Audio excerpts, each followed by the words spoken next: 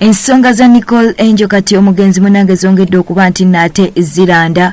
Edi atabuse Edi y'ow'omu Uganda mukwano avudeyo n'agamba nti no yeetaaga DNA ekolebwe ku mwana kubanga akakasa nti no omwana wuwe omuto eyalekeddwa. Jjukira nti no omwana ali mu kulwanirwa abantu babiri okuli Richard ngono Richard ye yakyala nga yetwakutegeezezza era nga Richard tatera kubeera mu ggwanga abeera bweru w'eggwanga kaakati ate ne Edi owa Elite Saloon ye nno ng'abeera mu Uganda. Kaakati no Edi agambye nti no DNA yeetaagibwa mangu ddala kubanga akakasa nti no omwana omugenzi gwe yaleese omuto wuwe. Edi avuddeyo n'awa Bwiino n'agamba nti no Richard oyo gwe mulaba eyakola okukyala ate mbw abamu mugamba kwanjula naye kwali kukyala embu mufumbo era munnange yawasa omuzungu ebweru nga bagoba ku mpapula n'olwekyo y'ensonga lwaki Nicole munnange ate yasalawo naye abeere nga afunayo omuntu gwe kufuna Edi bebeetegeera okitegeera nno ensonga bwe zityo nno bwe ziri. Mbu Richard yazenga muweerezanga message ezimutiisatiisa era nga zimulabula okuva ku mukyala we Nicole. Era ono agambye nti Nicole yali yamukweka nti tebakyakolagana nnyo na Richard.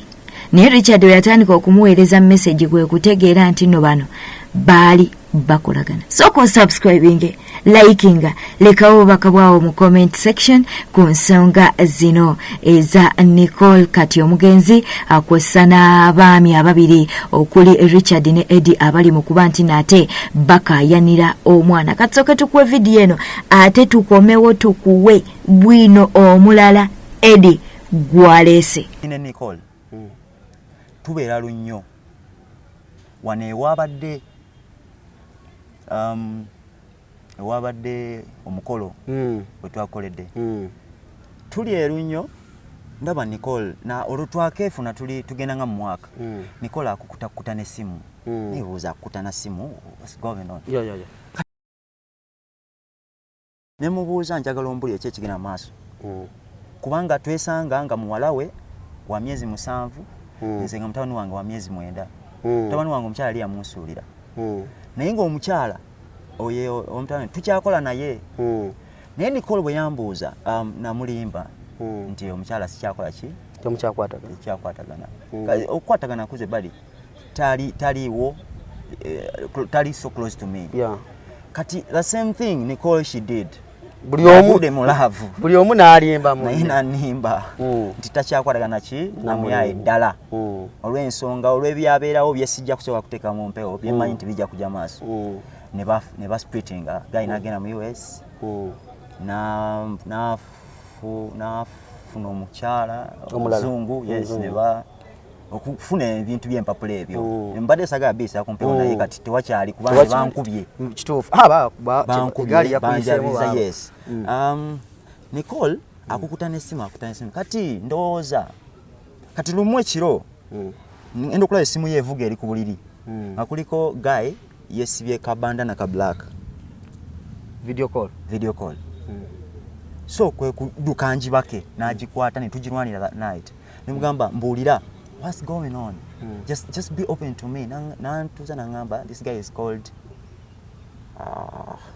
family Omusajja saga jingiza mbi this guy is called so and so was my former boyfriend he was a basketballer tubadde bichi ningamba okay fine kati Nicole ekyo nkisirikya naye tushiftinga okuva erunnyo tudde ekyengera nkitegera leti nti ekitujje erunnyo okudde ekyengera angamba nti engeri olugendo gye luli nti nafunye omulimu e Kampala mu Jubilee Insurance kasi nze natandika okubeera naye ng'akola ku airport angamba wali wakati me going to Kampala gwe nodde Entebbe kitwanguyira excuse me kati ne tubeerawo nemugamba is fine ne tushiftinga kumbe she's running away from problems this guy atandise tubadde tuyinamu ensolima mufe je nategedde wano wonna bade close yes wano wonna mu nga muli mwenna obadde oyinamu embeera gy'olaba gy'otategeera ngo yes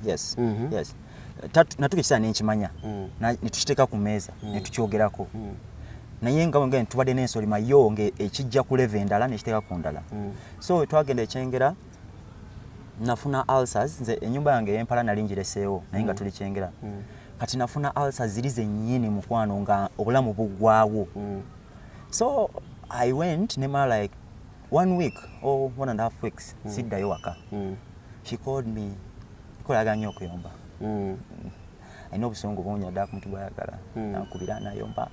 Nemugamba ani nagenze mudwaliro okunkera ne bagamba nina ulcers ate zirudde ziri mu myaka nga 7. Ne baŋŋaana okulya ebintu ebisinga. Ebintu ebisinga nga amagi biti ebisiike. Ate mwe waka bye mukola ki? Mufumba. Nemugamba bwe, if I'm to come home, promise me that you will start cooking for me. Because I won't tell your sisters to cook for me.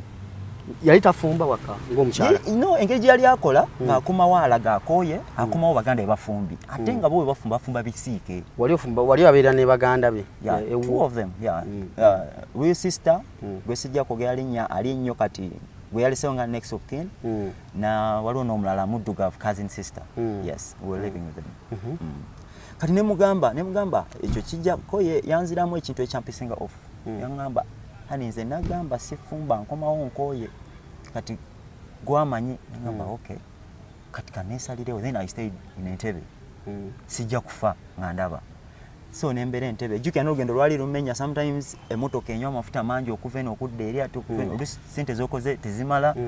Subscribinga, likinga, terekawo obubaka bwawo mu comment section. Tukyeyongerayo n'emboozi y'omugenzi Nicole naye nga Eddie yali mu kuba nti nate atuwa Bwiino. Okitegeera bano no bakayanira mwana omwana omuto eyalekeddwa. Kaakati nno okusinziira ku Eddie avudeyo n'agamba nti Richard si muntu mwangu nga we mulowooza.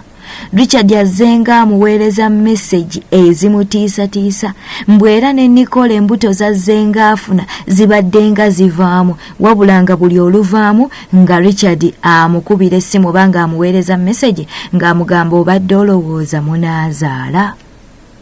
Naye Eddie agamba nti babadde n'ensolima nti wabaddewo omuntu ababadde ng'okumpi ndowooza ng'akolagana ne Richard. Era Eddie avuddeyo n'agamba nti embuto eziwerera ddala 6 ze zivudde mu Nicole. Bintu si byangu. Eddie avuddeyo n'alyoka agamba nti olubuto luno lwali mu kukaayanira olw'omwana eyalekeddwa. Mbu kituufu baakola okukyala era nga Richard ye yakyala naye ng'amazima gali nti Nicole Angel yali lubuto lwa myezi 3 we baakolera okukyala okusinziira ku Eddie. Mbu naye olw'okuba nti no Nicole Angel kati omugenzi yali tayagala kuswala maaso ga maama we nti naate afunye olubuto ng'omuntu takyadde kwe kuba nti naate Richard yajja n'akyala naye mbu we baakyalira nga Nicole Angel alina olubuto lwa myezi 3 era munnanga oluvannyuma lw'okukyala mbu Richard yamalawo ennaku 2 n'addayo. Katukuwa akatambi kano mukwano emboozi yo ekyali mpanvu. Eddie akyawandamulira agamba nti omwana alina otwalibwa ku DNA kubanga omwana wuwe. Nicole avamu olubuto. Nfuna message ku simu yange nga enamba etandika na +2 namba ya kodi ya US. Okay. Ngengamba mwali mulowooza munaazaala. You know, I came back home and told my woman Richard yagenda amanyolera obuto. Ntegeera nangamba no konzi yagenda amanyolera obuto. Yino message yakuwa message egamba nti mwali mulowooza munaazaala. Yep. Ng'olwo olubuto lumaze okuvaamu. Yep. Bannange wano ewava omuntu adatulira emabega. Kati ani oyo ajja mu makati gammwe? Simanyi naye namaze nemutegeera gwe ng'omuntu. Yes, era mukwano yonna gye muli abadde bazannya amatatu gano nabategedde. But life is like that. Teri omuntu agenda kusigala ku nsiko.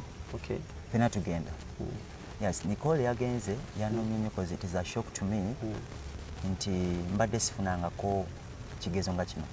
in my life. Mama wange yafa ndi muto. Naye nze sifiirwangako omuntu gwe njagala nnyo. Kubanga waffe tuwangaala. Kinkoze. Hakati munnaye angamba mu blocking. Oli akuwadde Nicole angamba mu blocking. Kubanga akimanyi oli aweereza nnyo message agenda kumpa Bwiino yenna. Hari mukazi wange wangamba mu blocking entegeera ayina byatayagala mmanye. Gwe no blockinga. Kuina mama wange ng'ato mu blockinga. Tubeerawo Nicole afuna olubuto olwokusatu. Luvaamu. Wakamu embuto mmeka? Ezavaamu zibadde 6. Nicole obadde wakamu embuto mmeka? 6. Yeah. Nezikola ki? Ezivaamu. Nezivaamu. Yeah. Eti. Yeah. Olwasooka lwagira mu Kyengera nalugambye kati wano entebe embala olwo nezifuuka 5 ze 6 n'olwekyengera. Olubuto ne luvaamu. Ne tugenda ku lwokusatu. Ne mugamba why don't you tell mom? Nangamba ani. Ne I can't tell mom kubanga mami yakijjamu isa bubi okufuna olubuto nga musajja takyadde. Kati nze ne ntegeera nti ate ku kyeyakola okukyala atyo okuswalewa wa mami. Nti afunye eki olubuto. Ontegeera. Yes. Kati ne tubeerawo. Kubanga ye ng'omuntu abadde nkugamba eri akyafunayo akasente. Ewo mwami? Yes. Owa America? Yes. Kubanga nze sente zange ng'omuntu nziina nawulidde babloga boogera ebintu bingi. Bagambye toyinaamu yadde ettooke. Nicole ku level ye tasobola kwagala musajja atalina mutooke. Kitegeera. Oyina okuba nga wakiri ne bw'oba tomusponsorinze mu byonna, but you can try. Can try. Yes. Ate olina okuba ng'oyimiridde. Yes. Weebityo bwe biri emboozi katusooke tugikomye wano mukwano, tujja kwongera okuba nti notukuwa bye tunaaba tufunyeewo. Osobola okuleka obubaka waawo mu comment section. Gwe olowooza ki ku nsonga zino zonna? Subscribe nga, like nga, ate leka obubaka bwawo mu comment section. NN News Park channel.